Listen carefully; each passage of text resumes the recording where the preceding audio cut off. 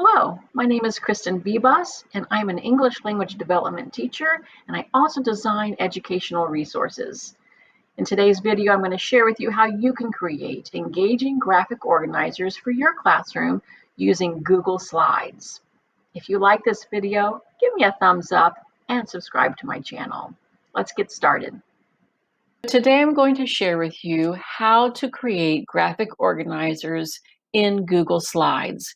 And what I love about graphic organizers is that they are effective to use across every content area in school, as well as the perfect tool for differentiating. So no matter what my level is of my student, they can use a graphic organizer and respond at their appropriate level. So let's get started. These are the 3 graphic organizers I'm going to share with you how to create. And these are the basics of Google Slides. So what I'm going to do first is go to my Google Drive, and I am going to open a new Google Slide. I like to keep it at the default size. I don't plan on printing this out, but if I wanted to print it out, I could change the page setup and create this to be the size of a piece of paper by going to custom, and then I could do 11 by 8.5, or I could do 8.5 by 11 and hit apply, and then that would give me the same size as a piece of paper, and I could print it out if I wanted to. But I don't want to. I want to use the default size.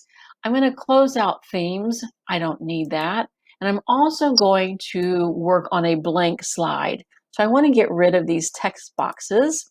I'm just clicking on them so I have a nice blank slide. You want to come up and give your slide a name, and I'm just going to call this graphic organizers.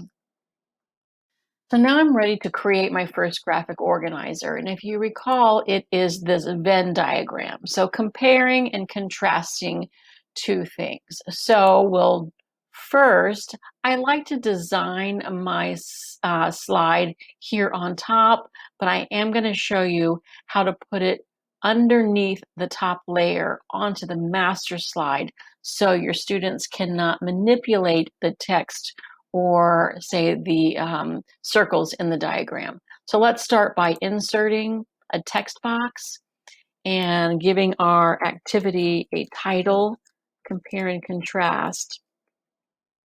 And I like that title to stand out, so I am going to change the font to a big chunky font and make it much larger. So that looks pretty good. And now I want to give some direction, so insert text box. And I would like my students to compare the similarities and contrast the differences between, and what are we comparing and contrasting? Our 2 stories. So they've read 2 stories and now they're going to compare and contrast. I also want to give this font a little jazz. So let's do quicksand, and I'll make it a smidge larger, not too large.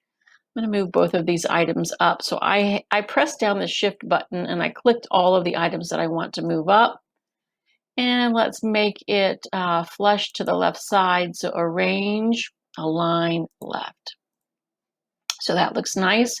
Now let's put in our first circle. So we're going to insert shape and go to our circle and just click on your screen and draw a fairly large, well, it's oval, isn't it?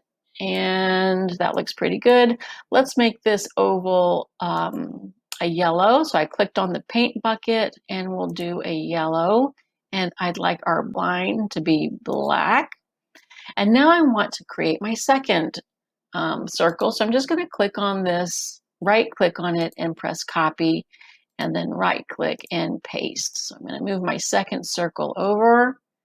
This way I know that they are identical in size. And I'm going to change my second circle's color to, let's say, blue. but I want my students to be able to see the center area. So we need to make this top circle transparent.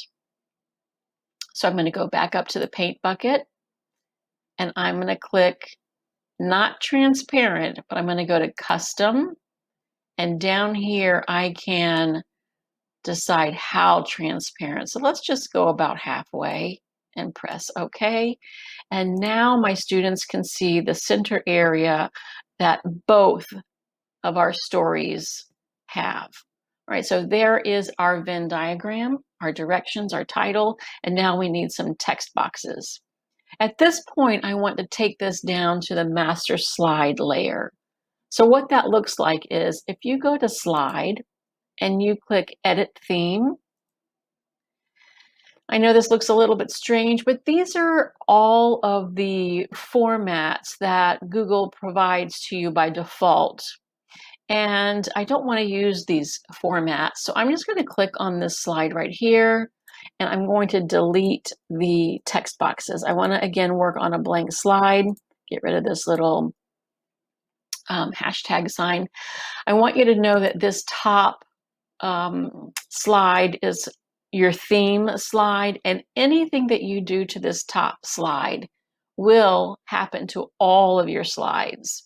So I don't use this unless there is something like a logo that you want to add, or if you wanted to include where students can write their name, something very specific that you want on all of your slides, you could add to this top slide. But my slides are going to be different. So I'm going to come down to this first slide. This is where I'm going to put my Venn diagram, because I don't want my students to be able to manipulate this. So I have clicked on everything that I want, and I'm going to cut. And now I'm going to go back down to the master slide, which is edit theme, and I'm going to paste. So now if you'll take a look, if you come out here, now nothing is movable. Students can't click on anything or accidentally delete anything. So I do want to add some text boxes. So I'm going to go back down to edit theme. And I want to put, let's see, this side will be story number 1. So let's include a shape, a square, and I'm just going to draw it right here. I'm also going to fill it with maybe white and make the outline black. And I'm going to do the same thing to the other side.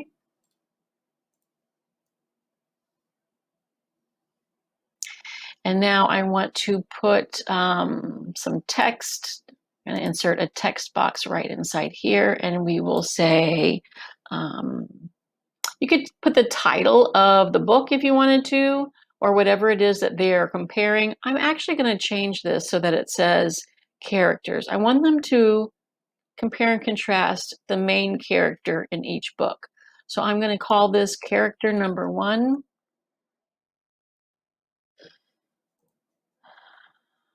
I like, here it is, Lorinda, character number 1. So they'll be able to write the character's name here. In fact, let's make this a bit bigger. This is where you'll be designing. You could come down here from the very beginning and just design your slide down in the master slide. I often do that. Okay, and then let's copy and paste that over here for character number 2. Character 2, and then they can write the character's name. So I'm going to change our directions to compare the similarities and contrast the differences between our 2 characters. All right, there we go. So our text boxes. Text boxes. Let's see, we're going to go to Insert, Placeholder, Body Text Placeholder. And I'm going to put them where I want them. I know this looks a little bit odd, but trust the process. I'm going to change that font to Century Gothic, and I'm going to change the text color to black. And I'm even going to change the font size a little bit smaller. Actually, let's do 16. So I'm going to do 3 boxes.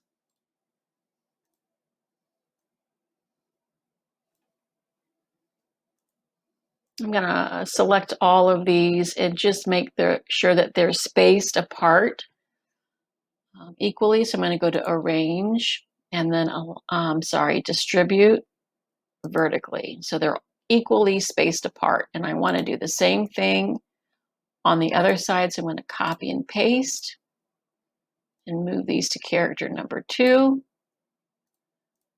Move this box over that way. And I want some boxes for the center, so I just pasted once again. And this time I'm going to arrange them and align them in the center. Okay, that looks pretty good. I'm going to make this box a little bit smaller, as well as this bottom box. So now we have our text boxes, and I want one for each character. So I'm going to do Insert, Placeholder, Body Text Placeholder, and I'm going to do one right here for character number 1. We'll do this a different, let's do that font, black, and 18 is probably pretty good. All right, there's my graphic organizer. So now if I come out to the main slide, you will see that we have these awesome clickable text boxes that students just click and type. And the text is already set to the way that I want it. They don't have to worry about it. They can type in character names. And I am ready to share this activity with my students. And you can use this graphic organizer again and again. And all you have to do is go down to Edit Theme.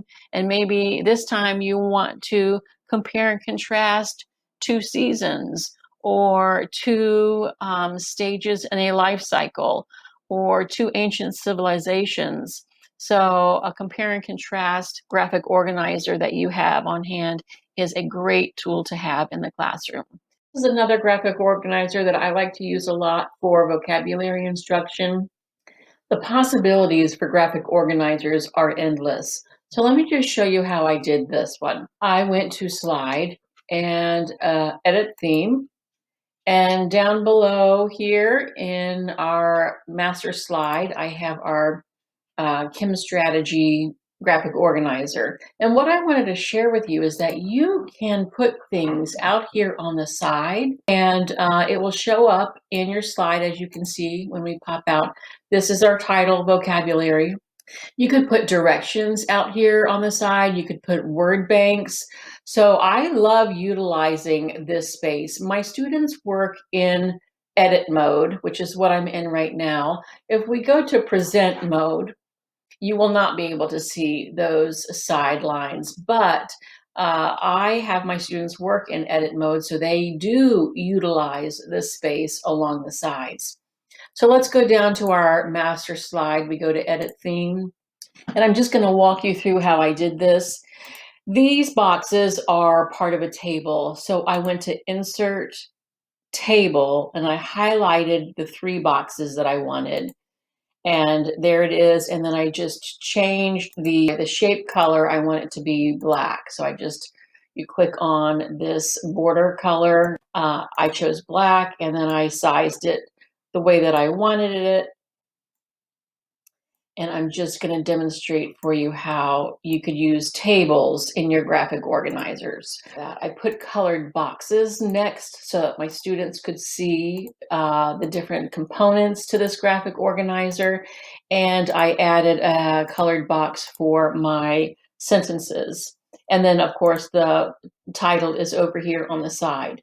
So I did my text boxes a little bit different on this one. If you go back out here, instead of the click here to add text, I simply inserted a text box where I wanted it. And I went ahead and changed the font to what I want my students' work to look like, and the size and the color.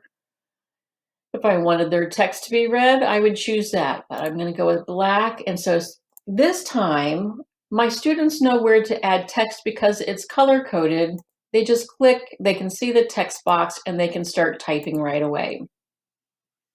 Over here for memory clue, actually, they do insert an image from the web.